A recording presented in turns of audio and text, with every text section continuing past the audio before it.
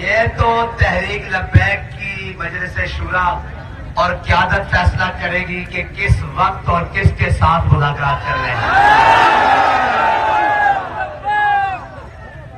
الحمدللہ قوم تو اسلام آباد نہیں، اب کشمیر جانے کے لیے بھی تیار ہے۔ قوم پنڈی نہیں، فلسطین جانے کے لیے بھی تیار ہے۔ یہ تو انشاءاللہ ہمارے قائدین سب مل کر مشاورت ہوگی کہ کس سے بات کرنی ہے اور کس طرح کرنی ہے اور کیا کرنی ہے۔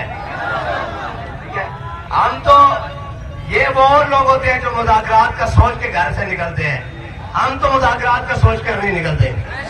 کوئی نکلے ہیں مذاکرات کا سوچ کر؟ ہاں جی، ہم تو نکلے ہیں حضور سید عالم صلی اللہ علیہ وسلم کی ناموس کے لیے، ختم نبوت کے لیے، دین اسلام کے لیے اور عوام کے لیے۔ ہمارے ساتھ مذاکرات کی ضرورت تب پیش آئے کہ آپ کو ہمارے مطالبات کا پتہ نہ ہو۔